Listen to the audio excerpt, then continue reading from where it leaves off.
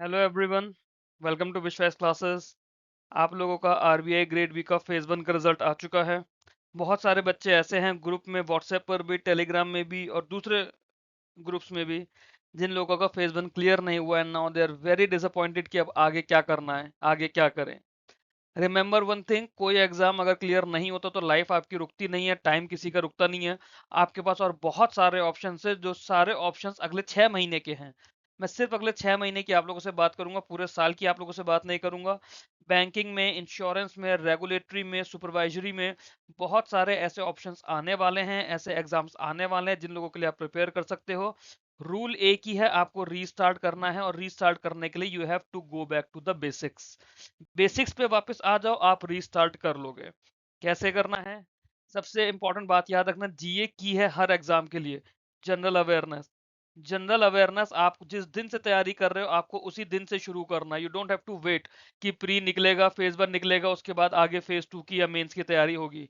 नहीं, general awareness की तैयारी आपको आज से, अभी से करनी पड़ेगी, जिस दिन ये वीडियो देख रहे हो। और अगर आप लोगों को लगता है कि आप लोगों को सिलेक्शन लेना है, जनरल अवेयरनेस की तैयारी करना शुरू कर दो। हमारे पास कुछ सब्जेक्ट्स कॉमन है जो हर एग्जाम में आते हैं, जैसे quantitative aptitude, reasoning ability, English language, general awareness और कुछ एग्जाम्स में कंप्यूटर अवेयरनेस। ये वो सारे एग्जाम्स हैं जो बैंकिंग पैटर्न के हैं, आईबीपीएस कंडक्ट कराता है। एक एग्जाम एसबीआई पीओ, नोटिफिकेशन निकला हुआ है। दूसरा एग्जाम एसबीआई क्लर्क। तीसरा एग्जाम आईबीपीएस पीओ आने वाला है। चौथा एग्जाम आईबीपीएस क्लर्क आने वाला है। पांचवा एग्जाम आईबीपीएस आरआरबी पीओ आने वाला है। छठा एग्जाम आईबीपीएस आरआरबी क्लर्क आने वाला है। इसके अलावा आपकी 4 general insurance companies, new India assurance company, oriental insurance company, United India insurance company, national insurance company, इन चारों कंपनीज के एओ भी आ सकते हैं, असिस्टेंट भी आ सकता है। कम से कम 2 एग्जाम्स आपको इनमें से देखने को मिलेंगे। टोटल काउंट हो गया आपके 8 एग्जाम्स का। L I C double AO, L I C assistant, दोनों ही एग्जाम्स काफी टाइम से अवेटेड है। आने के पूरे पूरे चांसेस हैं कि अगले 6 महीने में ही नोटिफिकेशन आ जाए। नैनीताल बैंक पीओ और नैनीताल बैंक क्लर्क कुछ टाइम पहले अभी नोटिफिकेशन आकर गया है, फिर इसका नोटिफिकेशन अगले 6 महीने में आ सकता है। Same with IDBI bank. ESIC और ईपीएफओ दोनों का न्यूज ऑलरेडी आ चुकी है, दोनों के चेयरमैन ने बोल दिया है कि they are planning to conduct massive recruitment drive through IBPS. तो दोनों में ही आईबीपीएस के थ्रू आपका एग्जाम आने वाला है। एग्जाम में सिलेबस क्या आना है? यही सब्जेक्ट्स है, इन्हीं 5 सब्जेक्ट्स में आपके सारे एग्जाम्स निकलेंगे। ये पांचों सब्जेक्ट्स आप लोगों के लिए इंपॉर्टेंट हैं। कैसे करने हैं मैंने अलग अलग वीडियोस में बताया हुआ है, इस वीडियो में भी आप लोगों को थोड़ा ब्रीफ में बताऊंगा। Quants, reasoning, English, general awareness, computers साथ में करते चलो, धीरे धीरे एक एक सब्जेक्ट निपटाते चलो। जैसे कंप्यूटर अवेयरनेस है, मैंने 9 वीडियोस कंप्यूटर अवेयरनेस के आप लोगों को दिए हुए हैं। 9 वीडियोस 2 से 3 दिन या 4 दिन में देखो, नोट्स बनाओ, टॉपिक खत्म करो। फिर सिर्फ एमसीक्यूज की प्रैक्टिस करनी है। कहीं से भी कंप्यूटर्स के एमसीक्यूज देख लो, एमसीक्यूज की इतनी ढेर सारी पीडीएफ देख लो। आधे घंटे बैठ के भी अगर एमसीक्यू लगा लोगे ना, तो एक दिन में 150 से 200 एमसीक्यूज आराम से लगा लोगे। जनरल अवेयरनेस, वीकली वीडियोस करते चलो। कोई एग्जाम आ रहा है नहीं आ रहा है, डज नॉट मैटर। अपना जनरल अवेयरनेस वीकली वीडियोस करते चलो, उसके नोट्स बना के रिवाइज करते चलो। ये मत सोचो एग्जाम कब आएगा। कोई सिंगल पेपर वाला अगर तुम लोगों का एग्जाम आ जाएगा, जो अगस्त में नोटिफिकेशन आया, अक्टूबर में एग्जाम आया, उसके लिए जनरल अवेयरनेस तुम्हें मई जून का करना पड़ेगा। उसे करते चलो, छोड़ो मत इन चीजों को। इंग्लिश, अगर टाइम है आप लोगों के पास और जिन्हें लगता है कि इंग्लिश उनकी वीक है, आप लोग इंग्लिश पे फोकस करो। कई बार मैंने आप लोगों को बोला टॉपिक बाय टॉपिक वीडियोस करते चलो। क्वांट्स करो, क्वांट्स में बच्चे अर्थमेटिक से भागते हैं, अर्थमेटिक से डरते हैं। नहीं आ रही, बिल्कुल बेसिक्स पे आ जाओ। मैं तो अब जो वीडियो करवा रहा हूँ आप लोगों को बिल्कुल बेसिक लेवल से करा रहा हूँ। जो एग्जिस्टिंग मेरे क्वांट्स के वीडियोस हैं, वो आपका SBI PO pre, SBI clerk pre mains, IBPS PO pre, IBPS clerk pre mains, RRB PO pre, कुछ हद तक RRB PO mains, IBPS RRB clerk pre mains. चारों इंश्योरेंस कंपनीज के एओ, असिस्टेंट, प्री और mains सब उसमें cover है। Nainital bank PO clerk mains cover है, LIC assistant pre mains covered है, उसमें LIC double AO pre covered है, मेंस में कुछ क्वेश्चंस हम एक्स्ट्रा करेंगे। आईडीबीआई बैंक कवर है, ईएसआईसी ईपीएफओ एग्जाम्स के जो लेवल के क्वेश्चंस है वो सब कवर्ड है। ये करते चलो, प्रैक्टिस करते चलो, एक एक टॉपिक करके। इतनी बार अलग अलग स्ट्रेटेजी वीडियोस में मैंने बताया हुआ है। फिर भी कोई डाउट है मेरे से आप लोग पूछ लो कैसे करना है। फिर ये तो हमारे नॉर्मल बैंकिंग एग्जाम्स की बात हो गई। इसके अलावा और क्या ऑप्शन है आप लोगों के पास? अगर आप लोग ऑलरेडी आरबीआई की तैयारी कर रहे हो या आपने करने की सोचा है, तो जो फेज 1 के सब्जेक्ट्स हैं आरबीआई ग्रेड बी के, या जो पीछे हमने सब्जेक्ट्स की बात करी बैंकिंग के, वो तो इन सारे एग्जाम्स में भी कॉमन है। आरबीआई ग्रेड बी में भी आपको करना है, कंप्यूटर्स नहीं करना। कंप्यूटर्स हर एग्जाम में नहीं आता। नाबार्ड ग्रेड ए में आप लोगों को करना है, भले ही बेसिक करो, लेवल अलग अलग हो सकता है क्वेश्चंस का, बेसिक और कॉन्सेप्ट तो वही है। सेबी ग्रेड ए में भी आप लोगों को करना है, पीएफआरडीए का ग्रेड ए आएगा उसमें भी आप लोगों को करना है, एनपीएस ट्रस्ट का ग्रेड ए आएगा उसमें भी करना है, एलडाई का आएगा उसमें भी करना है, नेशनल हाउसिंग बैंक का तो सिंगल पेपर ही आएगा उस फॉर्मेट पर, बस कंप्यूटर्स नहीं आएगा, तो कंप्यूटर्स दूसरे एग्जाम में आएगा। वो पांचों सब्जेक्ट्स अपने स्ट्रॉन्ग करके चल लो। फिर आरबीआई में क्या है? आरबीआई में आपको ईएसआई करना है, फाइनेंस मैनेजमेंट करना है, यही तो करना है।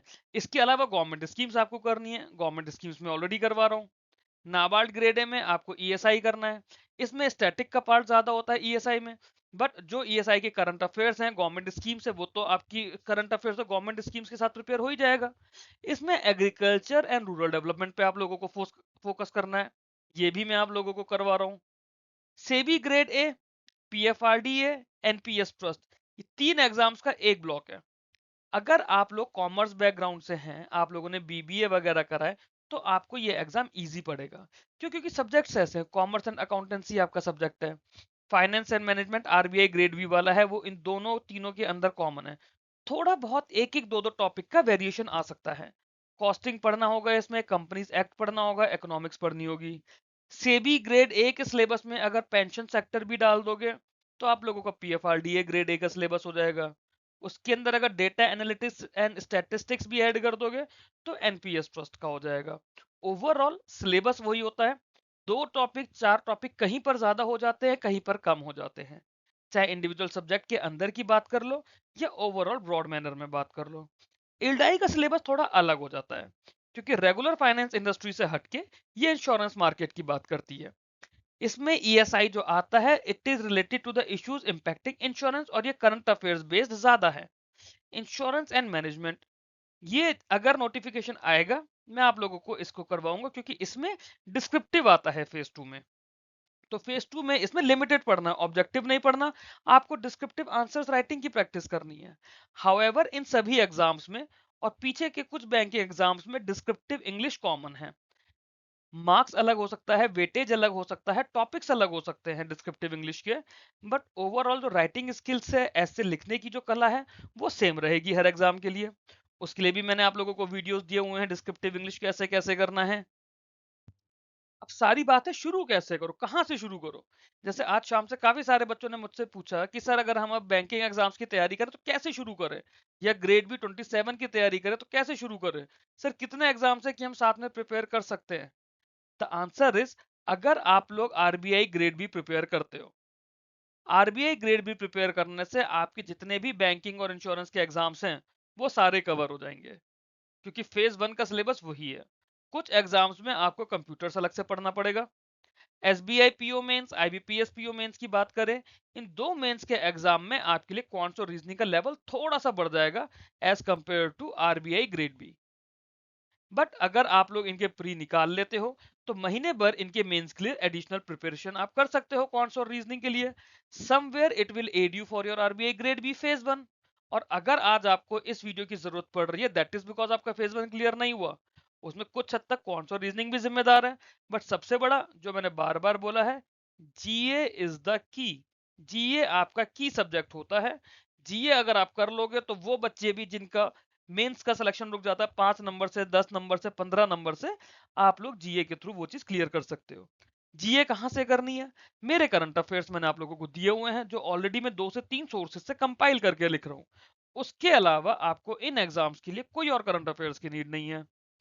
फिर भी आपको चाहिए, आप किसी भी चैनल का पीआईबी का एनालिसिस, या फिर कोई मैराथन जो उन्होंने किसी एग्जाम के लिए शुरू करी हुई हो, ईएसआई रिलेटेड, फाइनेंस रिलेटेड, वो आप लोग करते चलो साथ में अलग से। नाबार्ड ग्रेड ए सबसे अच्छा उन लोगों के लिए है जिनका क्वांट्स वीक होता है, क्योंकि इसमें एग्रीकल्चर की रिक्वायरमेंट ज्यादा है, जिसके ऑलरेडी वीडियो लेक्चर्स में आप लोगों को करवा रहा हूँ। क्वांट्स रीजनिंग इंग्लिश सिर्फ आपको प्रीलिम्स की कट ऑफ के लिए चाहिए, सेक्शनल कट ऑफ के लिए। बाकी इसमें क्वांट्स और रीजनिंग का रोल नहीं है। सेबी, पीएफआरडीए, एनपीएस ट्रस्ट, ये वाले एग्जाम्स अगर आप लोग करते हो, इसमें सिलेबस की डेप्थ ज्यादा है, सिलेबस का कंटेंट ज्यादा है as compare to RBI grade B and NABARD grade A. Syllabus इनका ज्यादा है and this also includes IFCA. IFSC जो है हमारा international financial services centre authority, gift city Gujarat में, इनके अंदर सिलेबस के सब्जेक्ट ज्यादा हैं। तो और ये सब्जेक्ट जो है ये सब कॉमर्स और बिजनेस एडमिनिस्ट्रेशन वाले बच्चों के सब्जेक्ट्स हैं, तो वो आपसे कंपटीशन में कहीं ना कहीं आगे हैं। और सीट्स इसमें आरबीआई और नाबार्ड के कंपैरेटिवली काफी कम होती है, बट आप ट्राई कर सकते हो। एल्डाई की अगर आप लोग बात करो, आप लोग एल्डाई के लिए भी फोकस कर सकते हो, बट एल्डाई को बहुत ज्यादा टाइम देने की जरूरत नहीं है। जो फेज वन है, फेज वन के लिए आपको क्वांट्स करना है, रीजनिंग करना है, इंग्लिश करना है, जीए करना है, और कुछ एग्जाम्स के लिए आपको कंप्यूटर्स करना है। जैसे नाबार्ड ग्रेड ए में कंप्यूटर्स का सेक्शनल कट ऑफ आएगा। तो अब सारी बात है आपको क्या चीज कहां से करनी है। एक एक सब्जेक्ट करके आपको बता रहा हूँ। क्वांट्स मैंने आप लोगों को बताया है, जो बच्चे ग्रुप में भी हैं, जो बच्चे टेलीग्राम चैनल, व्हाट्सएप चैनल पर भी हैं, उन्हें मैंने बताया है। क्वांट्स में सबसे पहले हमारा लेवल 0 है, जो हमारा फाउंडेशन है, जो उन बच्चों के लिए है जिनकी क्वांट्स वीक है या जिन्हें क्वांट्स नहीं आती। फिर हमारा लेवल 1 है, जिसे हम लोग क्लास 1 हमने नाम लिया है। ये आपका पीओ प्री, क्लर्क प्री और क्लर्क मेंस, आपके इंश्योरेंस के एओ प्री, एओ मेंस, असिस्टेंट प्री और असिस्टेंट मेंस, इन सारे एग्जाम्स का लेवल आपके क्लास 1 के अंदर मैंने कवर कर दिया है। एक लेवल 2 की इसमें क्लासेस आएंगी जो स्पेसिफिकली आरआरबी पीओ मेंस इस लेवल के लिए होंगी। ये आपका आरबीआई ग्रेड बी का भी लेवल कवर करेगा, क्योंकि बिल्कुल एग्जाम लेवल तक तो नहीं पहुंच सकते, कुछ हद तक एग्जाम से ऊपर ही जाएंगे। So that will cover your RBI grade B, LIC double AO, ये कवर करेगा। And it will build the foundation for SBI PO mains and IBPS PO mains. इसके बाद हमारी लेवल 3 की क्लासेस आएंगी, that will be solely for IBPS and SBI PO mains. वो सिर्फ और सिर्फ आईबीपीएस और एसबीआई पीओ मेंस के लिए आएंगी क्वांट्स की क्लासेस। बाकी सब कुछ आपका लेवल 0 और लेवल 1 में कवर है। फिर भी कुछ छूट ना जाए, उसको हम लोग लेवल 2 की क्लासेस में अलग से करेंगे। Soon we will start the level 2 classes, एक बार जब लेवल 1 की क्लासेस अपलोड हो जाएंगी पूरी। तो लेवल 2 की हर टॉपिक की एक एक क्लास आएगी, हर टॉपिक पर अराउंड 20 से 25 क्वेश्चंस आप लोगों को मैं करवाऊंगा। चैनल के साथ आप लोग जुड़े रहिए। तरीका वही है कि आपको लेवल 0 से शुरू करना है। Mark my words, go back to basics का सबसे बड़ा फायदा ये होता है कि आपकी कमी में कहाँ कमी छूट रही है, आपकी प्रिपरेशन में क्या कमी पड़ रही है, आपको कैसे अपना सब्जेक्ट स्ट्रॉन्ग करना है, उस चीज पर आप वर्क कर पाओगे। ये मत सोचो कि अभी 1 महीने बाद दूसरा एग्जाम है, 2 महीने बाद दूसरा एग्जाम है, तो अभी ये हम बाद में करेंगे। बाद कभी नहीं आएगा करने के लिए, इन वर्ड्स को लिख कर रख लो। बाद कभी नहीं आएगा आप लोगों के पास करने के लिए। अभी आपके पास टाइम है, अभी से आप लोग तैयारी करना शुरू करोगे, आप लोगों का आरबीआई ग्रेड भी नेक्स्ट वाला भी कवर हो जाएगा। इन द मीनवाइल जो बाकी सारे आपके बैंकिंग के एग्जाम्स है, उसे भी आप लोग फोकस कर सकते हो। बैंकिंग नहीं करनी, नाबार्ड का नोटिफिकेशन कभी भी आ जाएगा जुलाई अगस्त के टाइम पे। ऑलरेडी 25 से 30 क्लासेस में नाबार्ड की करा चुका हूँ, बाकी क्लासेस आप करना शुरू कर सकते हो। उन क्लासेस को शुरू करो, गवर्नमेंट स्कीम्स करना शुरू करो। रीजनिंग की बात करें अगर बैंकिंग एग्जाम्स के लिए, आरबीआई के लिए, रीजनिंग के अंदर भी यही है। मैं अभी हर टॉपिक पे आपकी लेक्चर 0 की क्लास ले रहा हूँ, जो फाउंडेशन जिसमें सिखाता हूँ टॉपिक को इंट्रोड्यूस करके किस तरह से सॉल्व करना है। फिर इसके अलावा लेक्चर 1 लेक्चर 2 चल रहे हैं टॉपिक्स पे, सो दैट आपका उसमें कॉन्सेप्ट और ज्यादा स्ट्रांग होता चला जाए। बच्चों को इसमें सीटिंग अरेंजमेंट की पजल की दिक्कत आती है। सीटिंग अरेंजमेंट भी बिल्कुल बेसिक और क्लर्क प्री लेवल से आप लोगों को कराना शुरू करूंगा। पहला वीडियो जो चलेगा उसमें हमारा क्लर्क प्री का लेवल रहेगा, फिर हमारा पीओ प्री का और क्लर्क मेंस का लेवल करेंगे, फिर हम लोग आरआरबी पीओ मेंस का लेवल करेंगे, और उसके बाद एसबीआई आईबीपीएस पीओ मेंस। तो रीजनिंग के अंदर जो हम लोग करेंगे, अभी जो हम लोग कर रहे हैं, पजल्स और सीटिंग अरेंजमेंट हमारा ये 4 लेवल पर चलेगा। बाकी सारे एग्जाम्स अभी हम लोग लेवल 1 लेवल 2 तक ऑलरेडी साथ साथ लेकर चल रहे हैं। मतलब क्लर्क मेंस और पीओ प्री, पजल्स और सीटिंग अरेंजमेंट के अलावा बाकी सारे टॉपिक्स को लेवल 1 और लेवल 2 पे ऑलरेडी लेकर चल रहे हैं हम लोग। पजल सीटिंग अरेंजमेंट में क्योंकि वेराइटीज बहुत ज्यादा होती है, और मेरे को भी थोड़ा टाइम चाहिए उसको बनाने में, क्योंकि एक वीडियो में मैं आपको 10 से 12 पजल्स प्रोवाइड करूंगा। तो ऐसा नहीं है कि बस मैं आराम से बैठ के मैंने बना दिया ना। Due to my job and limited time availability, मैं आप लोगों के लिए अच्छा कंटेंट बनाने की कोशिश कर रहा हूँ। So that will take some time, but provide आपको सब कुछ मैं करूंगा। As long as I am here, आप लोगों को कोई पेड कोर्स खरीदने की नीड नहीं है। फिर सारी बात आ जाती है इंग्लिश की। इंग्लिश के लिए मैंने अलग अलग वीडियोस में कई बार आपको बोला है, टॉपिक बाय टॉपिक खुद को प्रिपेयर करो। यूट्यूब पर डालो top 20 noun error SBI PO या फिर आईबीपीएस पीओ, और आपको प्लेलिस्ट मिलेंगी अलग अलग एजुकेटर्स की। किसी एक या दो का मैं नाम नहीं लूंगा, आप दो वीडियोस लो या दो टॉपिक लो कि नाउन के एरर देखने हैं और से for example subject verb agreement के देखने हैं। 3 से 4 टीचर्स के वो दो दो वीडियोस देखो और समझो कि आपको किसका पढ़ा है वो समझ आ रहा है। जिस टीचर का पढ़ा है वो समझ आ रहा है उस टीचर से पढ़ो। सेम बात कॉन्स और रीजनिंग के लिए है, you don't have to follow me only. जिस टीचर का आप लोगों को समझ आ जाए आप उस टीचर का पढ़ो। हर टीचर अपने आप में अच्छा है, हर टीचर बच्चे के लिए मेहनत कर रहा है। जितने भी टीचर्स यूट्यूब पर पढ़ा रहे हैं, चाहे पेड बैचेस में पढ़ाए, चाहे फ्री बैचेस में पढ़ाए, हिंदी में पढ़ाए, इंग्लिश में पढ़ाए, हर टीचर अपने हिसाब से अपने बच्चों के लिए बेस्ट करने की कोशिश कर रहा है। तो आप लोगों को बस उनके एफर्ट्स को रेस्पेक्ट करना है। आप लोगों को ये समझना है कि आपको किस टीचर का समझा पढ़ाया हुआ समझ आ रहा है। You don't have to rush to the brand names, you don't have to rush to the newcomers only. जिसका आपको समझ आए। ये मत सोचो कि मेरा दोस्त किससे किससे पढ़ रहा है, टेलीग्राम पे लोगों ने इसका नाम लिया है उसका नाम लिया, नहीं। जिसका समझ आ जाए आप लोग उससे पढ़ो। इतने सारे एग्जाम्स मैंने आप लोगों को बता दिए जो आने वाले हैं, स्पेशली उन बच्चों के लिए जो कि आरबीआई ग्रेड बी की या सेबी की या नाबार्ड की तैयारी करना चाह रहे हैं। और बहुत सारे एग्जाम्स है जो आप साथ साथ प्रिपेयर कर सकते हो।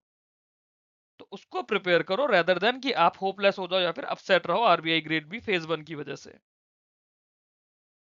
आप लोगों के लिए ये मेरा टेलीग्राम का चैनल है विश्वास क्लासेस, इससे आप लोग ज्वाइन कर लीजिए। जिस पर्टिकुलर एग्जाम की फील्ड के लिए आप चाह रहे हो, बैंकिंग इंश्योरेंस के लिए, नाबार्ड के लिए, आरबीआई के लिए या एक्सपेक्टेड एलडीआई के लिए, ये एग्जाम्स तो मैं आप लोगों को कवर करा रहा हूँ। सेबी, पीएफआरडीए और एनपीएस ट्रस्ट अभी मैंने उसे कवर कराने का प्लान नहीं करा है, मेरी अभी प्लानिंग में भी नहीं है, उन एग्जाम्स की मैं आपसे बात नहीं कर पाऊंगा। But yes, RBI grade B 2027 I will be covering, NABARD grade A 26 I will be covering, एल्डाई if it comes then I will be teaching you. और बाकी बैंकिंग एग्जाम्स के लिए जीए, क्वांट्स, रीजनिंग तीनों सब्जेक्ट की classes मैंने करानी शुरू कर दी है। कंप्यूटर अवेयरनेस की क्लासेस ऑलरेडी हैं, आप लोगों को सिर्फ उसका एमसीक्यूज प्रैक्टिस करना है। वो भी मैंने कंप्यूटर के ग्रुप में अप्रोक्सीमेटली 200-250 एमसीक्यूज दिए हुए हैं अभी तक। So you just have to refresh yourself, restart, go back to the basics and remember general awareness, current affairs आपके हर एग्जाम के लिए की है। वो साथ साथ करते चलो तो आपको किसी एग्जाम में दिक्कत नहीं आने वाली है। That's all in this video. Thank you very much for watching this. Follow me on Telegram if you want. आप लोगों के लिए अच्छा रहेगा। यहाँ पे आप लोग मेरा मेन विश्वास का चैनल है, इसे ज्वाइन कर लीजिए। यहाँ पे मैं आप लोगों को लिंक प्रोवाइड कर दूंगा, जो भी एग्जाम के लिए आप लोग तैयारी कर रहे हैं उस लिंक से जुड़ के उस एग्जाम से रिलेटेड डिस्कशंस और स्टडी मटेरियल का पार्ट बनिएगा। Keep learning, keep growing.